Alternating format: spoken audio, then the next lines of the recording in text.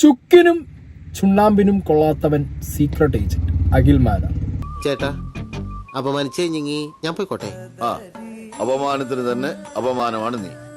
First of all ഞാൻ പറയുന്നു, ഞാനും അഖിൽ മാരാരും കഴിഞ്ഞ ശനിയാഴ്ച കണ്ട സമയത്ത് ഞങ്ങൾക്ക് അത്യാവശ്യം പറയേണ്ട കാര്യങ്ങൾ ഇപ്പൊ എനിക്ക് സംസാരിക്കണം. നീ എനിക്കൊരു എതിരാളിയേ അല്ല, അത് കയ്യിൽ വെച്ചേക്ക് രവി.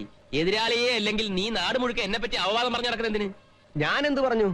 അല്ലെങ്കിൽ സത്യം എങ്ങനെ അപവാദാകുന്നത്? ഇപ്പൊ ഈ അഖിൽ ഇന്റർവ്യൂല് പറഞ്ഞ 1-2 മെയിൻ കാര്യങ്ങളൊക്കെ എനിക്ക് പേഴ്സണലി പറഞ്ഞു തന്നു. എല്ലാ വൈരാഗ്യങ്ങളും ചതികളും വഞ്ചനകളും ഉള്ളിൽ അങ്ങനെ ഒതുക്കി ഒതുക്കി വെക്കണം. എന്നിട്ട് സമയം നോക്കി അതിൽ ഓരോന്നായി പ്രയോഗിക്കണം. ഞങ്ങൾ തമ്മിൽ സീനോ കാര്യങ്ങളോ ഇല്ല.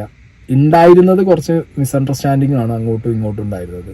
അത് അങ്ങോട്ടും ഇങ്ങോട്ടും പറഞ്ഞു തീർത്തിട്ടുണ്ട്.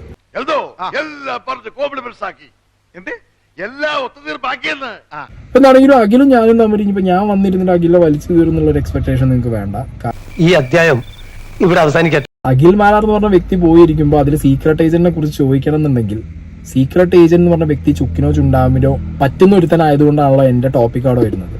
എന്നാലും പഹയാ മലയാളത്തിൽ നിനക്ക് ഇത്ര വിവരമുണ്ടെന്ന് വിചാരിച്ചിട്ടില്ല. അതൊക്കെ ആവശ്യമുള്ളപ്പോ എടുത്ത് കാഴ്ചയാ മതിയല്ലോ എന്ന് കരുതിയാ.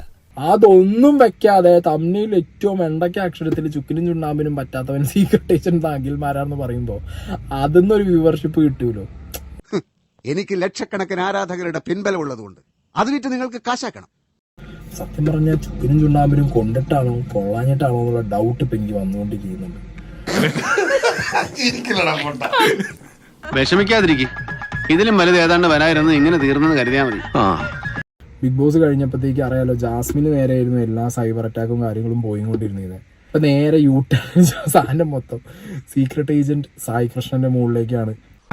ആദ്യം അല്പ അസൗകര്യം കാണും, പിന്നെ അത് ശീലമായിക്കോളും. ഇപ്പൊ ഓരോ സൈഡ് നോക്കുമ്പോഴും ട്രോള് മീം. എനിക്ക് എവിടെ ചെന്നാലും ഈ ഗതികേട് എന്നെ വരും. ഇവിടുന്ന് സ്പേസ്, അവിടുന്ന് വേറെ, അതിനും പുറത്ത് വേറെ ഗാലക്സി, വേറെ മിൽക്കി വേ എന്നൊക്കെ പറഞ്ഞ് പോയിക്കൊണ്ടിരിക്കും. നമുക്ക് പോവാം. അങ്ങനെ ഒന്നും ഞാനും ആലോചിക്കാതിരുന്നില്ല. അപ്പൊ എല്ലാം പറഞ്ഞ പോലെ